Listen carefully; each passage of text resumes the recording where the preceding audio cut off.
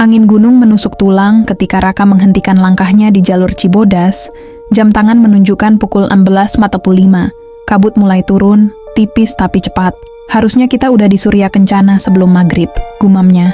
Di belakangnya ada Dimas, Wulan, dan Sari. Mereka pendaki pemula yang nekat mendaki Gunung Gede tanpa porter. Terlalu percaya diri, terlalu meremehkan waktu. Amanlah, Rak, kata Dimas santai. Masih kelihatan jalurnya. Raka menoleh. Jalur memang terlihat tapi terlalu sepi. Tak ada suara burung, tak ada serangga. Hanya langkah kaki mereka dan napas sendiri. Masalah dimulai sejak pagi.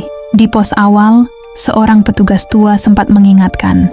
Kalau dengar suara dipanggil, jangan dijawab, jangan petik bunga Edelweiss, dan jangan bercanda sembarangan di hutan ini. Dimas hanya tertawa saat itu. Sekarang, tawa itu hilang. Kabut makin tebal. Jarak pandang tinggal beberapa meter. Tiba-tiba, Mas, Sari berhenti mendadak. Kalian dengar itu? Tanyanya pelan. Dengar apa? Jawab Wulan. Mas, kali ini lebih dekat lirih. Seperti suara perempuan. Raka merinding. Suara itu tidak datang dari jalur, tapi dari arah semak kanan. Kabut di sana tampak lebih gelap. Jangan jawab, kata Raka cepat. Jalan aja, Dimas mengangguk. Tapi wajahnya pucat. Beberapa menit kemudian, Dimas berhenti. Rak itu Edelweiss kan? Di sisi jalur. Bunga putih berdiri sendiri. Indah, bersih, aneh di tengah kabut dan tanah basah. Bunganya terlihat terlalu sempurna. Jangan disentuh, kata Raka tegas. Dimas tersenyum miring. Cuman foto doang. Ia melangkah mendekat. Saat Dimas mengangkat ponselnya, kabut langsung menutup semuanya. Jalur hilang, suara hutan mati total. Dimas, teriak Wulan panik. Tak ada jawaban. Hanya suara langkah menjauh. Mereka mencari hampir 15 menit, memanggil berteriak. Akhirnya terdengar jawaban. Rak, di sini suara Dimas terdengar aneh, seperti ditahan datar tanpa emosi. Raka mengikuti suara itu. 2 langkah, 3 langkah, lalu ia melihatnya. Dimas berdiri membelakangi mereka, diam, tubuhnya kaku. Kepalanya sedikit miring ke kiri, seperti lehernya salah posisi. Mas, balik, kata Raka pelan. Kita turun. Dimas perlahan menoleh, wajahnya bukan wajah Dimas. Matanya kosong hitam penuh, mulutnya tersenyum terlalu lebar, dan dari balik tubuhnya ada sosok tinggi berambut panjang berdiri diam, setengah tertutup kabut. Wulan menjerit, mereka lari sekuat tenaga.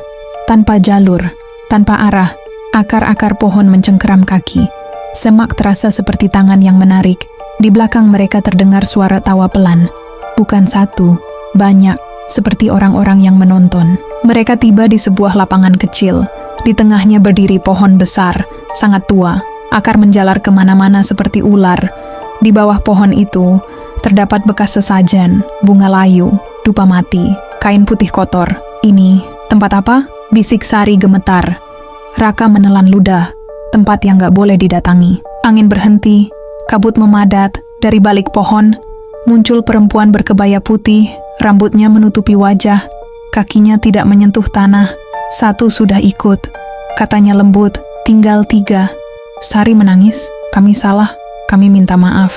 Perempuan itu mengangkat wajahnya. Wajahnya pucat, matanya berlubang. Gunung ini lapar. Ada yang melanggar, ada yang harus tinggal. Wulan tiba-tiba berteriak kesakitan. Kakinya tertarik akar pohon. Akar itu bergerak, melilit, menarik ke tanah. Wulan menjerit histeris. Raka dan Sari mencoba menariknya. Tapi tanah di bawah Wulan seperti lumpur hidup. Dalam hitungan detik, Wulan tenggelam sampai dada. Raka, teriaknya, lalu sunyi. Tanah kembali normal. Tak ada bekas. Raka dan Sari gemetar.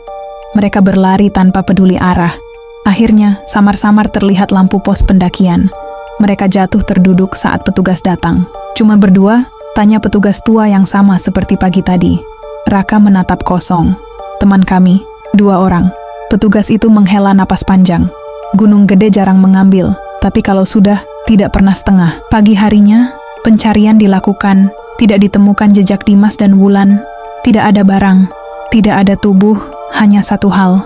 Di dekat jalur Surya Kencana, petugas menemukan 2 bunga Edelweiss baru, putih, segar, dan di antara kelopaknya, terdapat potongan kuku manusia.